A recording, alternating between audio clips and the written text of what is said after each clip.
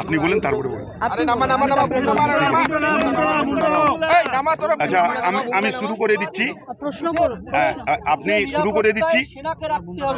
এই আবেদন জানিয়ে শ্রমিক ভট্টাচার্য হাইকোর্টে গিয়েছিল, হাইকোর্ট সেই মামলা খারিজ করে দিয়েছে। কিভাবে দেখছেন বিষয়টা? দেখুন, ওনারা মানে যেন তো এখনো প্রকারে পশ্চিমবঙ্গকে পেতে চাইছেন, তো ওনারাও এখন বুঝে গেছেন যে পশ্চিমবঙ্গের মানুষ এত বোকা নয় এবং পশ্চিমবঙ্গের মানুষ কোনোভাবেই তাদেরকে ভোট দেবে না। সেই জন্য কেন্দ্রীয় বাহিনীকে নামিয়ে একটা ষড়যন্ত্র করার লাস্ট চেষ্টা একটা করছেন তারা, কিন্তু তারা বিফলে যাবেন। একের পর এক মৃত্যু হচ্ছে এসআইআর এর জন্য। গতকালও মৃত্যু হয়েছে শিলিগুড়িতে। খুবই দুঃখজনক ঘটনা। তারপরেও ইলেকশন কমিশন যে ধরনের টর্চার করছে মানুষের ওপর, খুবই বেদনাদায়ক। এবং যেটা পরিকল্পিতভাবে বিজেপির নেতারা যেটা পরিকল্পনা করেছে, তাদের চোখে দেখতে পাচ্ছেন না, তারা এত মানুষের প্রাণ চলে যাচ্ছে। এটার 26-এ তারা কিন্তু রেজাল্ট পাবে। আপনি বিজেপিকে বলছেন একবার ঘরে ঢুকিয়ে রাখার, কেন? এটা কি কেন? একদমই, তারা তাদের সাহস হয় ওপেন স্টেজে তারা দাঁড়িয়ে যদি মহিলাদেরকে ঘরে বন্দি করে রাখার কথা বলেন, আমি একজন মহিলা হিসেবে সেটা মেনে নেব। আমি মহিলা হিসেবে চ্যালেঞ্জ করছি, তাদেরকে ঘরে ঢুকিয়ে দেওয়ার ব্যবস্থা আমরা করব। সুকান্ত মজুমদার তিনি এসে এই মাঠে সভা করে গিয়েছেন, আজকে বিজেপির পাল্টা সভা। আজকে তৃণমূলের পাল্টা সভা সেটা একদমই বলবো না। আমাদের কর্মসূচি প্রত্যেক দিন চলছে, এসআইআর নিয়ে আমরা প্রতিবাদ সভা প্রত্যেকটা জায়গায় করছি। আমাদেরকে তাদের পাল্টা কিছু করতে হয় না, আমরা যেটা করি সেটার পাল্টা তারা করে।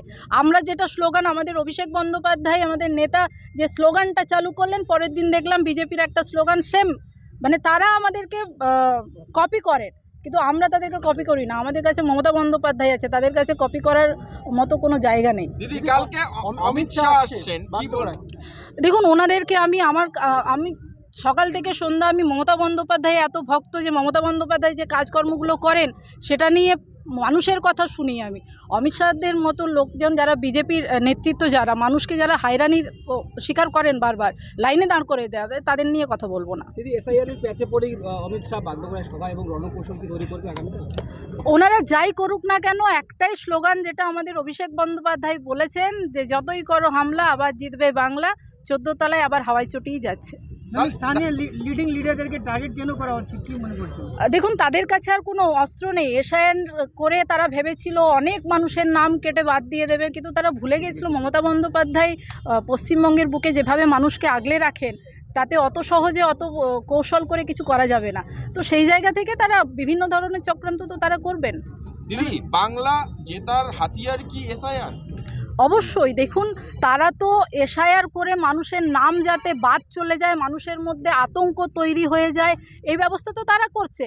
কিন্তু পশ্চিমবঙ্গে তো এটা হতে পারে না, এটা তো আর বিহার নয়। এখানে আমাদের নেতা এবং আমাদের নেত্রী দুজনেই প্রথম থেকে সজাগ ছিলেন এবং আমরা প্রথম দিন থেকে তাই মাঠে ছিলাম, যার জন্য বিজেপির যে চক্রান্ত সেটা কিন্তু অনেকটাই জল ঢেলে দেওয়ার মতো কাজ হয়েছে। দিদি, বাংলায় দীর্ঘ 23 বছর পর এসআইআর প্রক্রিয়া হচ্ছে, এই এসআইআর প্রক্রিয়ায় কারা লাভবান হচ্ছে এবং কাদের লোকসান হচ্ছে, কি মনে করছেন? দেখুন, এখনো পর্যন্ত তারা যেটা লাভবান হওয়ার চেষ্টা করেছিল, না হলে এত তড়িঘড়ি কিসের ছিল?